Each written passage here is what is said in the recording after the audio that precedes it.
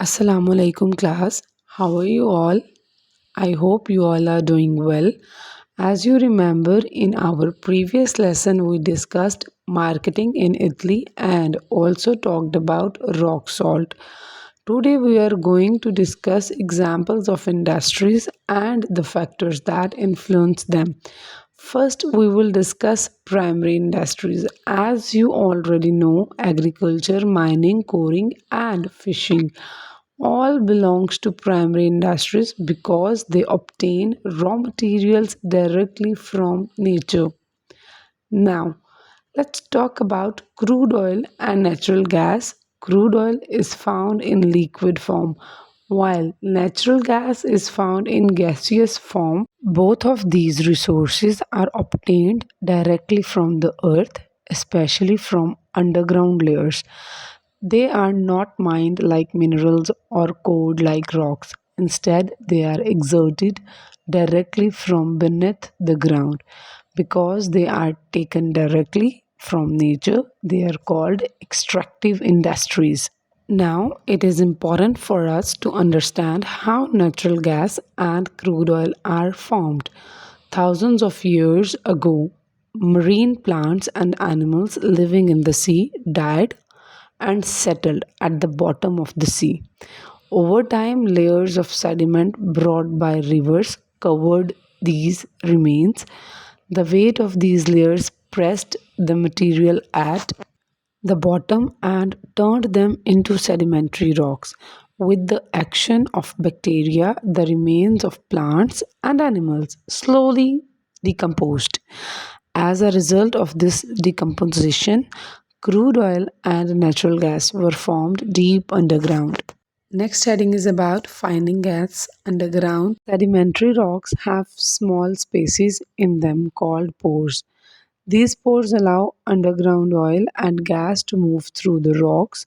In underground layer, these substances are arranged according to their weight.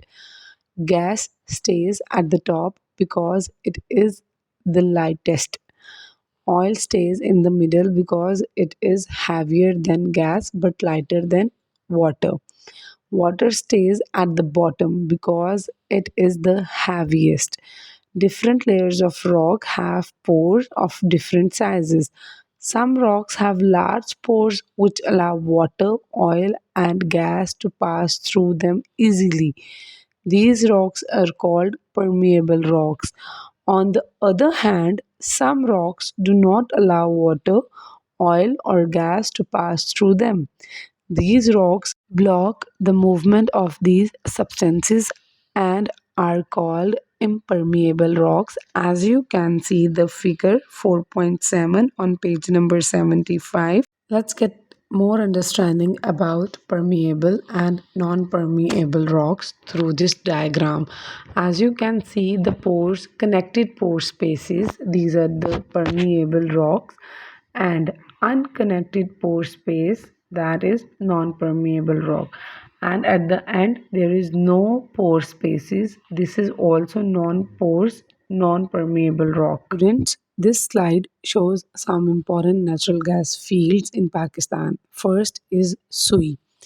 Natural gas was discovered here in 1952 and it is considered the most important discovery of natural gas in Pakistan. Because of this discovery, gas started being supplied to many cities of Pakistan for cooking industries and electricity. The second important gas field is Mary gas field.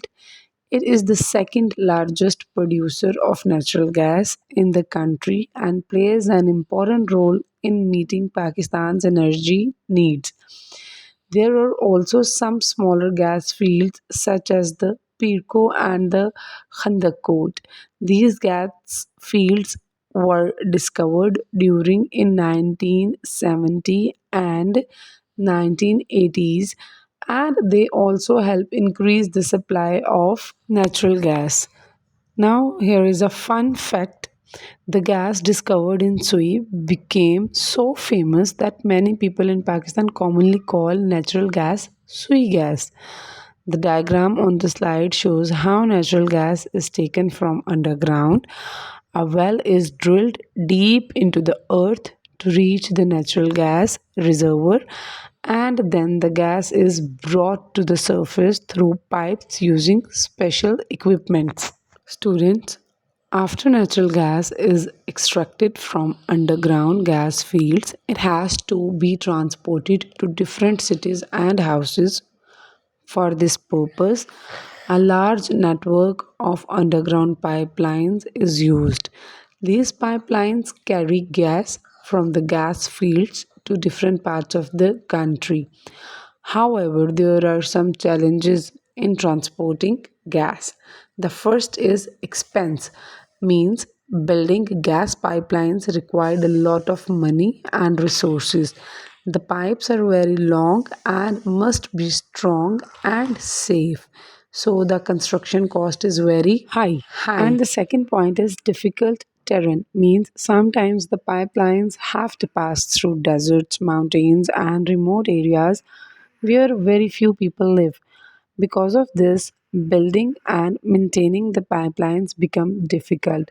The gas that travels through these pipelines is supplied to major cities such as Karachi, Lahore, Faisalabad, and Multan. From their smaller pipeline distribution, the gas to homes, industries, and businesses.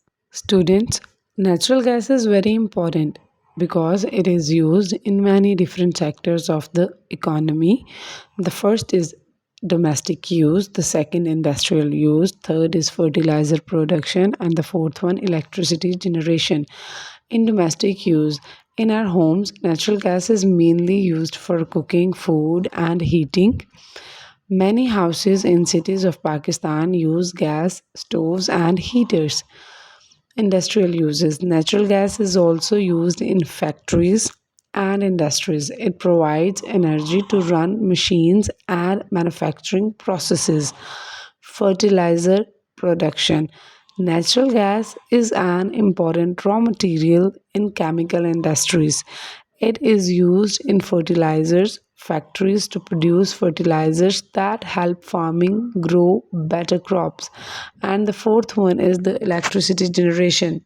Natural gas is used in power stations to generate electricity. For example, the Guddu power plant uses natural gas to produce electricity that is supplied to many areas. So, in simple words, natural gas is used for homes, industries, agriculture, and electricity production, which makes it an important energy resource. We all know that natural gas is non renewable. This means once we use it, we can't make more. It's like a battery. Once it hits 0%, it's dead forever. Right now, Pakistan is using its gas much faster than it can find new sources. For that, we have two solutions, solution A and solution B. The first solution is find more at home, means there is likely more gas hidden underground in Balochistan. To get that gas, the government has to make deals with local tribal chiefs. Why they have to make deals with tribal chiefs? Because they are the leaders who represent the people living on that land. If they don't agree on how the money or jobs are shared, we can't start drilling. The solution B, we should buy it from neighbors. If we can't find enough gas in our own ground, we have to shop for it elsewhere. Pakistan is trying to build giant pipes to bring gas from three nearby countries, Turkmenistan, Iran, and Qatar. Usually, gas is found mixed in with oil, but Qatar has something special, the world's largest stand-alone gas field. They don't have to dig for oil to get it, they just have a massive underground tank of pure gas. Qatar is one of the richest countries in the world because almost every country in the world need gas to run factories and kitchens. Qatar sells a lot of it. This has made them one of the richest country on earth. Qatar has enough gas to provide for 200 million people for over 100 years. So Qatar isn't running out anytime soon. They have so much gas that they could provide energy for 200 million people, which is about the population of Pakistan, for more than 100 years. Here is your copywork. You have to draw the diagram of a gas field in an anticline from page 70. Allah Hafiz and take care.